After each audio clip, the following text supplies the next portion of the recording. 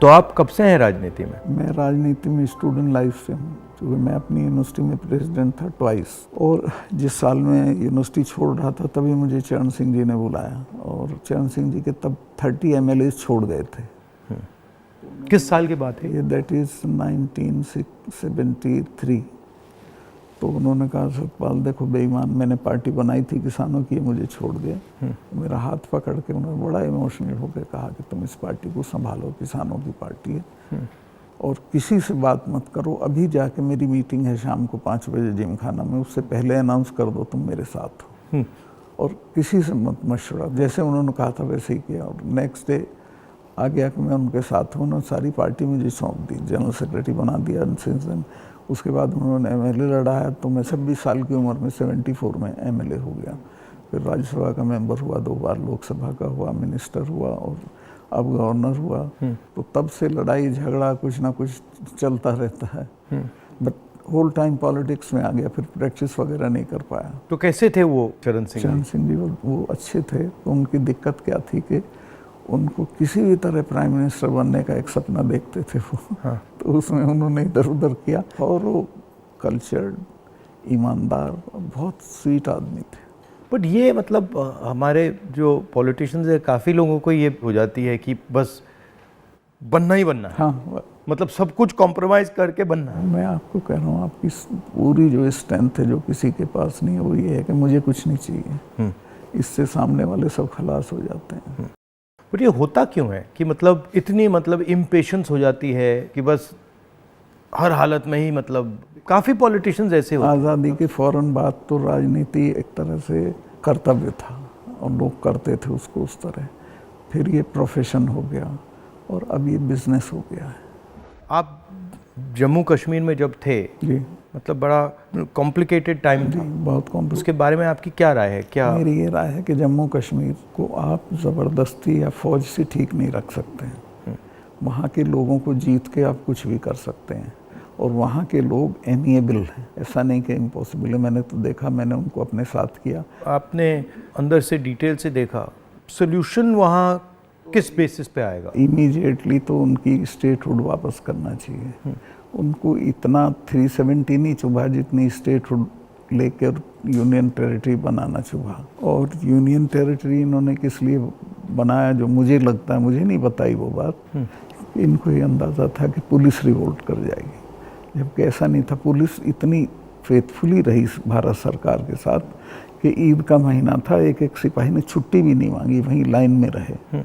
तो एक तो स्टेटहुड, और उनका प्रॉमिस भी है अमित शाह का हाउस में, उसको इमीडिएटली वापस करना चाहिए, और फिर इलेक्शन करा देने चाहिए।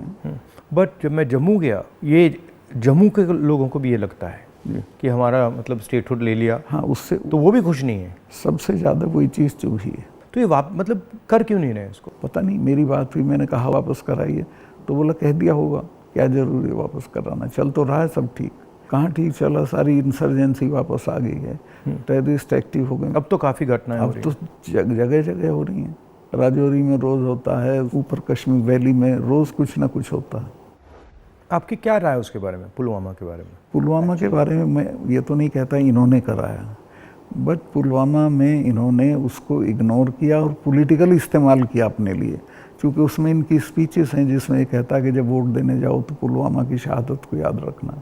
जैसे ही मैंने पुलवामा के बारे में सुना, मुझे पता लगा कि हमारे जो शहीद हैं एयरपोर्ट आ रहे हैं जी, तो मैं सीधा एयरपोर्ट गया। हमारी सिक्योरिटी वालों ने मुझे कहा कि नहीं आप मत जाइए, मगर मैंने कहा मैं जा रहा हूँ। तो मैं एयरपोर्ट में चला गया, और एयरपोर्ट में उस टाइम मुझे कमरे में बंद कर दिया, और मुझे कहा कि देखिए आप कमरे से नहीं निकल सकते। मैंने कहा मतलब?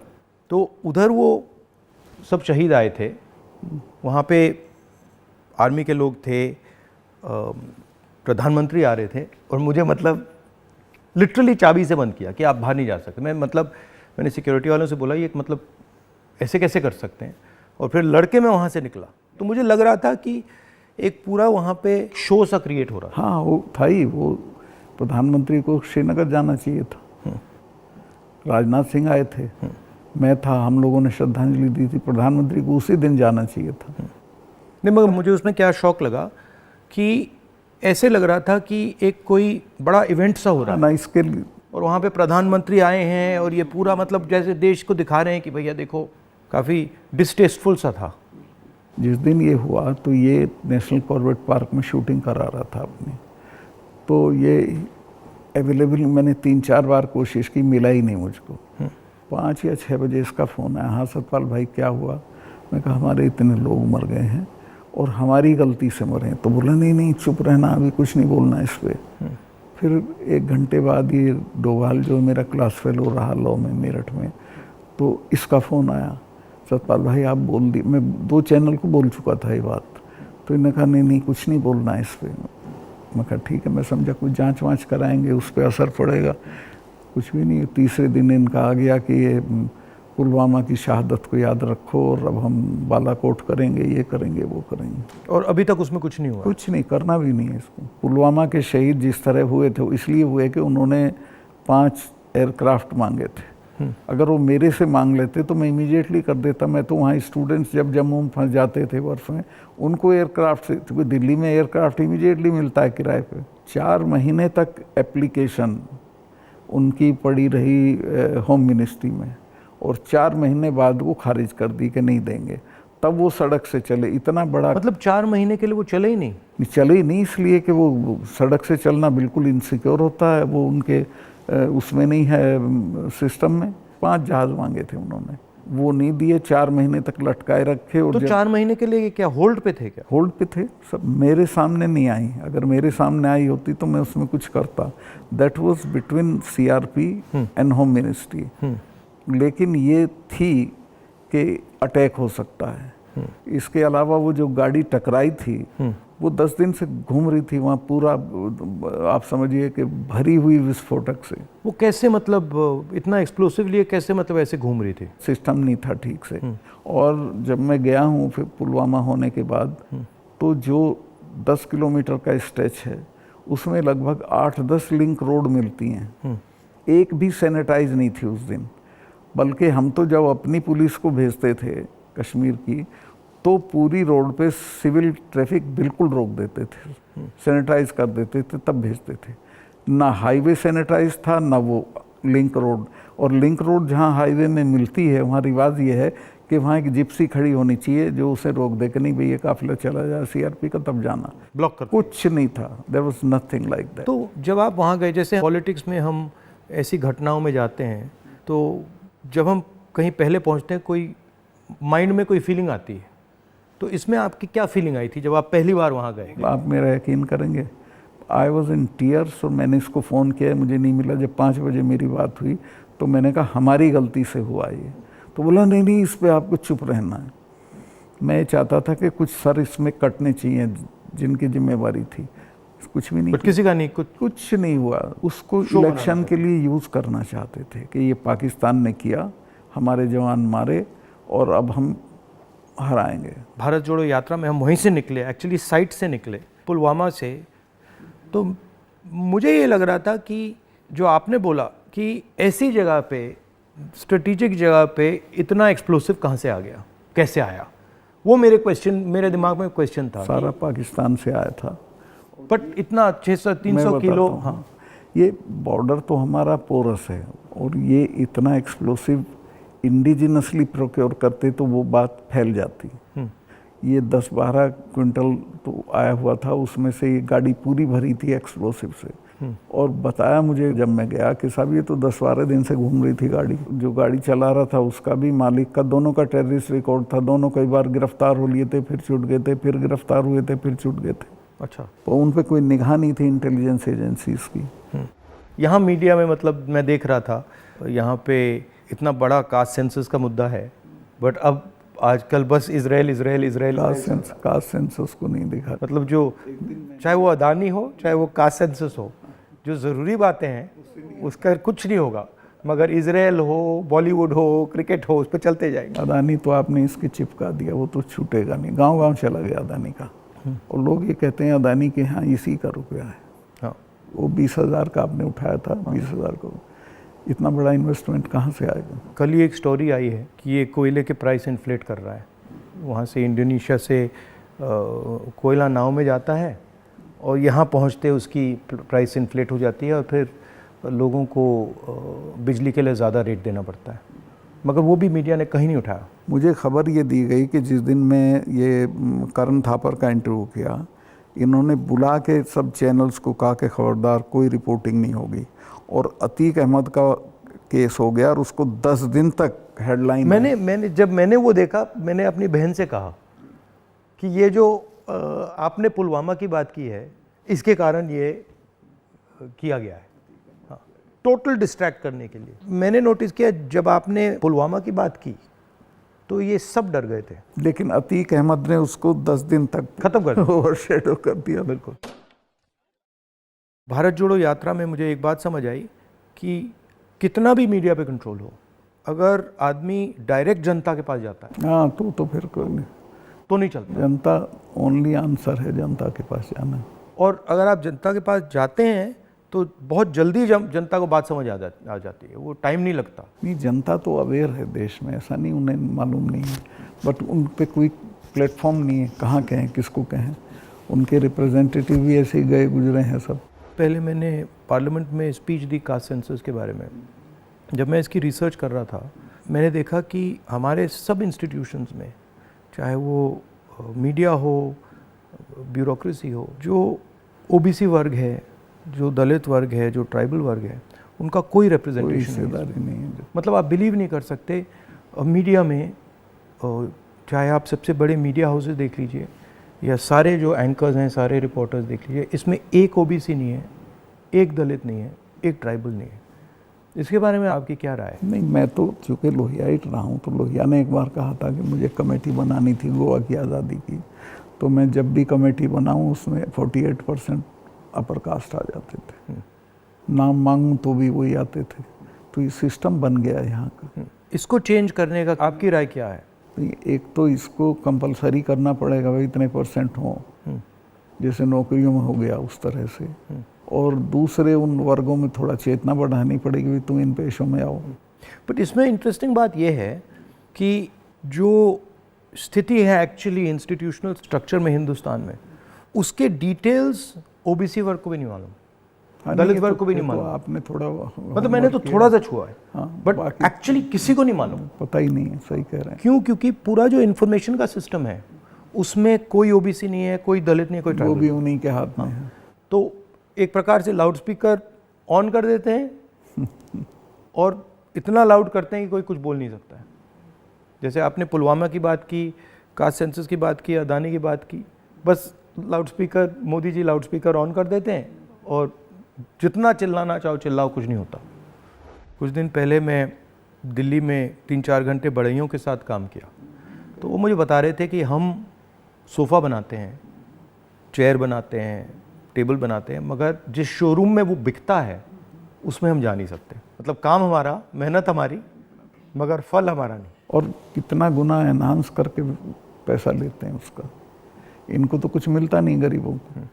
ये बहुत ही एक्सप्लॉयटेटिव सिस्टम है। तो अगर आप जीएसटी देखें, जीएसटी भी इनडायरेक्ट टैक्स है, उसमें छोटे व्यापारी, किसान, मजदूर वो टैक्स भरते हैं। डिमोनेटाइजेशन भी उनके खिलाफ हथियार था। किसान आंदोलन में तो आपने काफ़ी कमेंट किया है, वो भी मतलब उनके घर में से पैसे निकालने का तरीका था। नहीं, वो तो इनका मैं बताता हूँ, अगर आप नहीं हटाओगे इस बार तो खेती को तो ये पूरी तरह खत्म, मतलब किसान छोड़ के भाग जाएगा और ये कॉरपोरेट को दे देंगे। इनका ये इरादा है। मैं तो खेती करता था। मेरे गांव में पूरी यूपी की सबसे बड़ी काश्त थी। एक हमारे चाचा थे, उनके पास 2500 बीघा ज़मीन थी। और आज मैं जाता हूँ तो सब के लड़के शहर में आ गए हैं, क्योंकि एजुकेशन नहीं है, हेल्थ सर्विसेज नहीं है और सिक्योरिटी नहीं है, तो वो बटाईदार को देके वो धीरे धीरे ख़त्म हो जाएगी खेती। खेती को ख़त्म करेंगे, फौज ख़त्म करी दी से ये ला के अग्निवीर में कौन इतने से अरसे के लिए अपनी जान देगा। तो ये शने शने सब लोगों को, ये हर इंस्टीट्यूशन को पकड़ के ख़त्म कर देते हैं। इनके मतलब इमीडिएटली ये, चाहे वो सेना हो, सरकार हो, ब्यूरोक्रेसी हो, इलेक्शन कमीशन, जैसे इनके हाथ पड़ता है वो अपने लोगों को बैठा के कुछ ना कुछ उल्टा। मैं आप एक स्टडी करा लीजिए, सेंट्रल यूनिवर्सिटी के जो वाइस चांसलर्स हैं पिछले 1 साल में लगे हैं, वो 100% वो हैं जिनके संघ से कनेक्शन थे। उसके बिना आप कोई नौकरी नहीं पा सकते हैं आज, और सेंट्रल यूनिवर्सिटी की तो बिल्कुल नहीं पा सकते हैं। जो इंटर कॉलेज के प्रिंसिपल होने लायक भी नहीं थे, वो वीसी लगे हुए हैं सब जगह। मतलब इनका शिक्षा का सिस्टम नहीं रहा, कंट्रोल का, माइंड कंट्रोल का सिस्टम बनाने की कोशिश। आपके मुताबिक इम्प्रूवमेंट लाने का क्या तरीका है? देखिए, सबसे बेसिक सवाल है कि किसान को उसकी फसल का दाम सही नहीं मिलता है, और उसके चलते वो हर साल गरीब होता जाता है। जो एक फसल का दाम पिछले साल था, खाद का और बाकी चीज़ों का जो दाम था, उसकी तुलना में इस साल में और फ़र्क हो जाता है। तो उसकी परचेजिंग पावर हर साल कम होती चली जाती है, और उसे पता नहीं चलता। ही डजंट नो कि मैं गरीब हो रहा हूँ, लेकिन वो गरीब हो जाता है क्योंकि उसके जितना एक मन गेहूँ में पिछले साल खाद खरीद सकता था, इस साल नहीं खरीद सकता, इस साल ज़्यादा गेहूं देना पड़ेगा। तो वो जो उसकी परचेजिंग पावर कम होती है, उसको एहसास ही नहीं है, पता भी नहीं चलता है। तो वो तो मैंने देखा, जब पब्लिक मीटिंग्स में बताते तो कहते हैं हमें तो पता ही नहीं था ये। मैं कहा भाई तुम्हें पता ही नहीं, तुम गरीब हो रहे हो। तो उन्हें सुन के बुरा लगता है। फिर मैं समझाता हूँ, बताओ पिछले साल इतने गन्ने में कितना सामान खरीदते थे, इस साल कितना खरीदते हो। तो सबसे पहले है कि जो पैरिटी ये है एमएसपी, इसको लागू करना चाहिए। एमएसपी में ये नहीं कि सरकार सारी फसलों का एमएसपी दे, लेकिन एमएसपी करने से बाज़ार गिरेगा नहीं। और एमएसपी है इसलिए कि बाज़ार एक ख़ास जो आपने दाम तय किया उससे नीचे गिरेगा तो सरकार इंटरवीन करेगी। और ये पंडित जी के ज़माने से जो नागपुर सम्मेलन में जवाहरलाल जी ने कराया था ये, कि हम इंटरवीन करेंगे और ख़रीद लेंगे। तो एमएसपी का लागू होना बहुत ज़रूरी है। और एमएसपी पे इन्होंने किसानों से धोखा किया। जब किसान कानून वापस लिए तो कहा था हम एमएसपी करेंगे, और आज तक नहीं किया। वो क्यों नहीं किया? क्योंकि अडानी ने बड़े बड़े गोदाम बना दिए, फसलें एक दाम पे खरीद ली, अगले साल उनके दाम बढ़ जाएंगे, वो बेचेगा। एमएसपी होगा तो किसान इनको सस्ते दाम पे नहीं देगा। तो एमएसपी का होना सबसे ज़्यादा ज़रूरी है। फिर जो उसके लिए आप खाद, बिजली, पानी जो भी सरकार देती है, उसके दामों पे कंट्रोल करना पड़ेगा, वो बेतहाशा ना हो, ताकि वो जो मैंने बताया जो फ़र्क रहता है खरीद बेच का, वो ना हो। जो आप कह रहे थे, ये जो अदानी जी हैं, इन्होंने पूरा जो स्टोरेज का इंफ्रास्ट्रक्चर है अपने हाथों में ले लिया है। इसका इफ़ेक्ट मैंने जम्मू कश्मीर में देखा, इसका इफ़ेक्ट हिमाचल में दिखता है, अलग अलग स्टेट्स में, हरियाणा, पंजाब में। हरियाणा में तो पानीपत में बड़े बड़े गोदाम बना दिए। तो पूरा मतलब इस जो स्टोरेज का इंफ्रास्ट्रक्चर ये कैप्चर कर लिया है। तो फिर जब भी ये प्राइसेस को मतलब ऊपर नीचे फाइन ट्यून करना चाहते हैं, कर देते हैं, तो ये किसानों को मतलब नुकसान, डायरेक्ट नुकसान पहुंचाते हैं। जब तक इनके खिलाफ हल्ला बोल नहीं होगा तब तक सुधरेंगे नहीं, या फिर सरकार बदल जाए। अभी तो इन्हें टोटल प्रोटेक्शन है।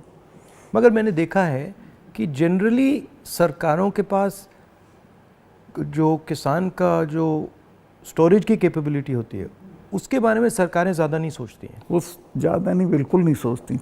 आप नॉर्थ ईस्ट में भी थे? हाँ, मेघालय में। में वो मुझे पनिशमेंट पोस्टिंग दी गई थी गोवा के बाद, क्योंकि गोवा में मैंने करप्शन के बारे में बहुत बोला था।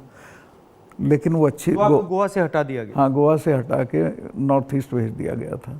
तो कश्मीर से हटाया, फिर नॉर्थ, गोवा से हटाया, फिर मतलब सब जगह 5 तबादले किए इन्होंने मेरे, जैसे सरकारी कर्मचारी के करते हैं।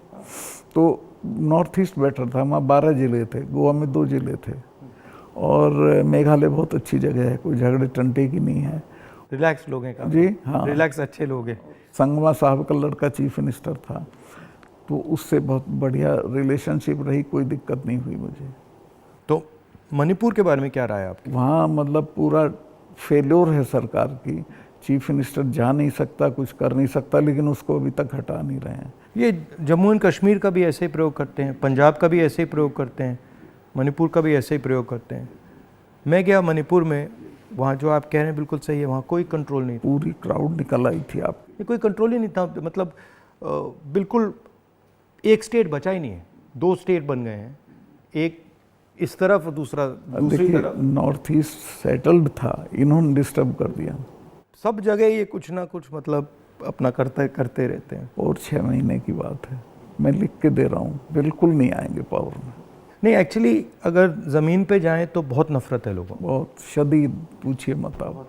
मुझे लगता है कि हिंदुस्तान की राजनीति में आज दो विचारधाराओं की लड़ाई है, एक आरएसएस गांधी वाली, एक आरएसएस और एक गांधी वाली, और दोनों एक प्रकार से हिंदुइज़्म के एक्सप्रेशन हैं। दोनों एक विजन है हिंदुइज़्म का, एक अहिंसा का, एक भाईचारे का, और दूसरा जो आरएसएस का, जिसको मैं डिस्टॉर्टेड विजन कहता हूँ, वो नफ़रत का, हिंसा का। तो इस फाइट के बारे में आप क्या सोचते हैं? मेरा यही सोचना है कि हिंदुस्तान कंट्री के तौर पे तभी सरवाइव करेगा जब वो लिबरल हिंदुइज्म के रास्ते पे चलेगा, जो गांधी का विजन है। गांधी ने ऐसे ही नहीं कहा था, गांधी ने इस देश को जितना समझा था किसी ने नहीं समझा था। वो गांव-गांव गए थे, जगह जगह गए थे, और वो इस नतीजे पहुँचे थे कि नहीं, बाकी बातें बेकार हैं, ये ठीक है रास्ता। तो हिंदू का जो लिबरल हिंदू थॉट है वही रहेगा तो देश सरवाइव करेगा, वो टुकड़े टुकड़े हो जाएगा अदरवाइज। और ये कोई राजनीतिक बात नहीं है, मुल्क के अस्तित्व के लिए ज़रूरी है कि हम मिलजुल के रहें, एक दूसरे के साथ रहें, झगड़ा ना करें। नहीं, झगड़ा होगा तो मुल्क ही नहीं रहेगा ना। हाँ बिल्कुल, तो मुल्क का मतलब ही है कि मतलब भाईचारे से मिलजुल के रहें जी, मिलजुल के लोग रह रहे हैं। तो आपका मतलब काफ़ी सालों से इस लड़ाई में आपका एक्सपीरियंस रहा है, और आप मतलब बहुत सालों से आरएसएस से लड़ रहे हैं। तो आपके मतलब सजेशंस, राय क्या है? मेरी राय ये है कि अपने लोगों में ये प्रचारित हो ठीक से गांधी का, कांग्रेस का जो विजन है कि ये हम क्यों इनसे डिफरेंट हैं, ये क्या चाहते हैं, वो क्यों आपके हक में नहीं है, ये पॉलिटिकल लोग भी नहीं बोलते हैं, उनको ही बोलना चाहिए। और जो आप कह रहे थे, जो क्रिस्टलाइजेशन होना चाहिए पॉलिटिकल लोगों की माइंड में कि भाई ये अब ये राजनीतिक लड़ाई नहीं है, अब ये आइडियोलॉजिकल लड़ाई है, वो क्रिस्टलाइजेशन इतना हो नहीं रहा है। वो नहीं हो रहा है, क्योंकि देखिए हिंदुस्तान का आदमी जो पॉलिटिक्स में एक्टिव है वो राजनीति तक और अपने तक एक्टिव है। वो एक तो पहले तो देश के बारे में उस तरह नहीं सोचता जैसे सोचना चाहिए, और वो जो ब्रॉडर इश्यूज़ हैं उन पे राय नहीं बनाता है, राय जाहिर नहीं करता है, उस पर खड़ा नहीं होता है। तो वो हम पॉलिटिकल लोगों को करना पड़ेगा। और इसमें यह भी है कि जो, जैसे मैंने कहा कि इंफॉर्मेशन का सिस्टम जो है आसानी से राय बनाने भी नहीं देता है, तो डिस्ट्रैक्ट करता रहता है। तो इंफॉर्मेशन का सिस्टम तो वन वे हो गया है, उसमें आपकी बात तो आएगी नहीं, जो दूसरी बात है वो आएगी। और लेकिन एक अच्छी चीज़ हुई है कि लोगों ने टीवी देखना बंद कर दिया, भरोसा चला गया है। इस वक्त हम लोगों की एक ही स्ट्रेंथ है, दैट इज सोशल मीडिया। हम लोगों की बात सोशल मीडिया से फैलती है, ये उसको भी रोकने के सिस्टम ढूंढ रहे हैं, कैसे रोका जाए, वो अभी नहीं हुआ है, लेकिन वो हमारी स्ट्रेंथ है। जो प्रिंटेड मीडिया है, इलेक्ट्रॉनिक है, सब को इन्होंने कंट्रोल कर दिया, वन साइडेड कर दिया। लेकिन अच्छी बात यह कि लोग भी उसको समझ गए हैं, तो इनकी बात को यकीन नहीं करते, वो कहते नहीं ये तो गड़बड़ है। आपने कहा कि सोशल मीडिया में मतलब हमारा थोड़ा सा असर है, बट मेरे अकाउंट्स को तो पूरा सप्रेस किया जाता है, जैसे चाहे वो मेरी यूट्यूब हो, फेसबुक हो। नहीं, आपके होगा, पर आपके समर्थन में जो लोग करते हैं वो उसे नहीं रोक सकते। मगर जो वही है आपकी स्ट्रेंथ। जो सेंट्रल मेरा अकाउंट है उसको तो पक्का रोकते, मेरा यूट्यूब अकाउंट को तो पूरा दबा रखा। मेरा भी कुछ नहीं है, कहीं कुछ नहीं आता है, लेकिन जो हम लोगों के पक्ष में बात बोलते हैं वो फैलती है। मैंने देखा है कि जब भी सरकार पे कोई प्रेशर आता है, जैसे अगर कास्ट सेंसस की बात हो, अदानी की बात हो, एमएसपी की बात हो, किसानों की बात हो, तो ये कोई ना कोई गिमिक निकाल देते हैं।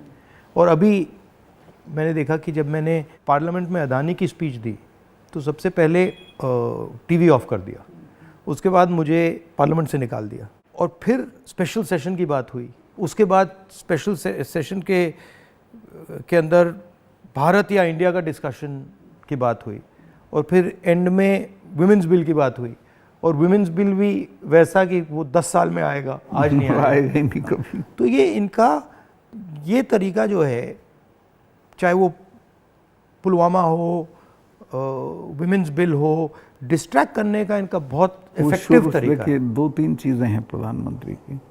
एक तो ये किसी भी चीज़ को वो बना देता है इवेंट, छोटी छोटी चीज़ का, और उसका अपने पक्ष में इस्तेमाल कर लेते हैं। वीमेंस बिल का भी इसने यही किया, औरतों को कुछ मिल नहीं रहा है और एहसास ये करा दिया, पता नहीं कितना बड़ा काम कर दिया। हाँ हाँ, मतलब शो बहुत ग्रैंड शो होता है। जैसे वो पार्लियामेंट की बिल्डिंग, नई बिल्डिंग में जा रहे थे तो कॉन्स्टिट्यूशन को हाथ में पकड़ के पूरा मतलब ड्रामा। नई बिल्डिंग वाला इसकी कोई ज़रूरत नहीं थी, पर उनको पत्थर लगवाना था कि मैंने बनवाई थी एक पार्लियामेंट। लेकिन वो हर चीज़ को उसी तरह से बहुत मैग्लोमैनियक की तरह करते हैं। जैसे पुराना हाउस है, उसमें अगर आप एक्सपेंशन करना चाहते हैं तो सेंट्रल हॉल में आप लोकसभा डाल दीजिए, लोकसभा में आप राज्यसभा डाल दीजिए, हो गया काम।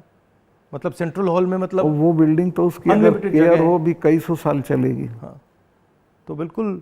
और अगर आपको सेंट्रल हॉल चाहिए तो एनेक्सी में सेंट्रल हॉल कर देते। बिल्कुल।